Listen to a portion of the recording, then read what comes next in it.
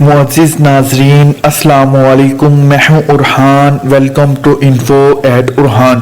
ناظرین، اللہ رب العزت نے خنزیر کو کس حکمت کے تحت پیدا کیا؟ اس کو پیدا کرنے کا کیا مقصد تھا؟ کائنات کا یہ غلیظ ترین جانور کیسے پیدا ہوا؟ اس کے پیچھے کیا تاریخ ہے؟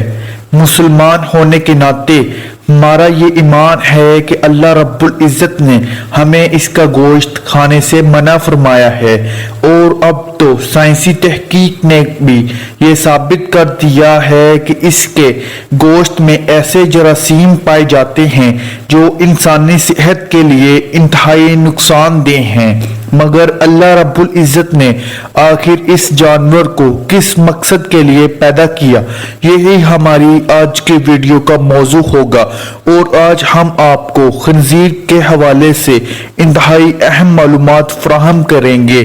مگر ویڈیو میں آگے بڑھنے سے پہلے اگر آپ ہمارے چینل پر نئے ہیں تو برائے مہربانی آپ ہمارا channel info at Arhan subscribe کریں، جہاں آپ کو بالخصوص اسلامک ہسٹری اور بالعموم دنیا بھر کی منفرد معلومات پر مبنی ویڈیوز ملتی رہیں گی۔ ناظرین، خنزیر کی پیدائش کا تعلق براہ راست طوفان نوح اور حضرت نوح علیہ السلام کی کشتی سے وابستہ ہے۔ حضرت عبداللہ ابن عباس رضی اللہ تعالی عنہ سے روایات ہے کہ حضرت عیسیٰ علیہ السلام کے حوارین نے آپ علیہ السلام سے کہا، کیا ہی اچھا ہوتا کہ آپ علیہ السلام ہمارے لیے ایسے آدمی کو زندہ فرمائیں جو ہمیشہ کشتی نوح کے پاس رہا ہو اور ہمیں کشتی نوح علیہ السلام کے متعلق معلومات فراہم کرے۔ تو حضرت عیسیٰ علیہ السلام نے مٹی کے ایک ڈھیر سے تھوڑی سی مٹی اٹھائی اور فرمایا کہ یہ نوح علیہ السلام کی قوم میں سے کسی ایک شخص کی مٹی ہے۔ حضرت عیسیٰ علیہ السلام نے اس مٹی پر اپنی لاٹھی ماری تو اس مٹی سے ایک بوڑھا آدمی اٹھ کھڑا ہوا۔ اس بوڑھے آدمی نے حضرت عیسیٰ علیہ السلام اور آپ علیہ السلام کے حواریوں کو بتایا کہ حضرت نوح علیہ السلام کی کشتی 1200 گز لمبی تھی اور 600 گز چوڑی تھی، اور اس میں 3 منزلیں تھیں۔ پہلی منزل میں جنگلی جانور تھے، دوسری منزل میں انسان تھے، اور تیسری منزل میں پرندے تھے۔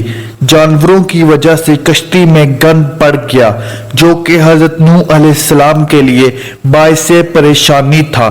تو اللہ رب العزت نے نوح علیہ السلام کی طرف وحی بھیجی کہ تم ہاتھی کی دم کو پکڑ کر جھنجھوڑو، یعنی کھینچو۔ حضرت نوح علیہ السلام نے جب ہاتھی کی دم کو پکڑ کر جھنجھوڑا تو اس سے ایک جانور پیدا ہوا جس کا نام خنزیر تھا۔ خنزیر نر اور مادہ دونوں پیدا ہو گئے، اور وہ فوراً گند اور جانوروں کا فضلہ اور وہ سب گند جو جانوروں کی وجہ سے وہاں پھیلا ہوا تھا کھا گئے، اور وہ سب گند انہوں نے ختم کر دیا۔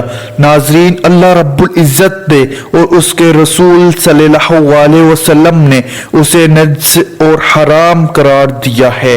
قرآن کریم میں اس کا واضح حکم ہے، اس لیے ہم اللہ کے حکم کے پابند ہیں۔ محققین نے بھی خنزیر کے سینکڑوں نقصانات بیان کیے ہیں، اور اخلاقی نقصان یہ ہے کہ اس سے قوت بہودگی میں اضافہ ہوتا ہے، جس کا مشاہدہ دن رات مغربی ممالک میں کر سکتے ہیں۔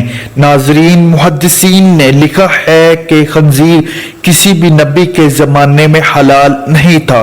حدیث شریف میں آتا ہے کہ آخری زمانے میں جب حضرت عیسیٰ علیہ السلام تشریف لائیں گے تو خنزیر کو قتل کریں گے۔ اس کے تحت علماء کا کہنا ہے کہ یہ حدیث اس بات پر دلیل ہے ان کی شریعت میں خنزیر حرام تھا۔ ناظرین، اس کے اندر بری خصلتیں پائی جاتی ہیں، جس کے نتیجے میں اس کے کھانے والوں میں بھی اس کے اثرات منتقل ہوتے ہیں، اور یہ بات خنزیر کھانے والی قوموں میں ظاہر ہے کہ ان سے حیا و بے شرمی نکل ہی جاتی ہے۔ وہ مثل جانور کی زندگی گزارنے لگتے ہیں۔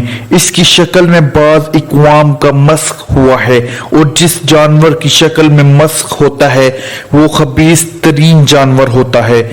برخلاف گائے بکری کے اندر تمام خرابیاں نہیں پائی جاتی، اس لیے اللہ رب العزت نے ان کو حلال اور خنزیر کو حرام قرار دیا ہے۔ قرآن مجید فرقان حمید کی سورۃ الانعام کی آیت نمبر 145 میں اللہ رب العزت نے خنزیر کے حرام ہونے کا واضح حکم ارشاد فرمایا ہے۔ ناظرین، خنزیر کے حوالے سے ایک سوال یہ بھی پیدا ہوتا ہے کہ مسلمان خنزیر پکڑ کر غیر مسلمانوں کو فروخت کر سکتے ہیں، یعنی کہ مسلمانوں کے لیے خنزیر کی خرید و فروخت جائز ہے؟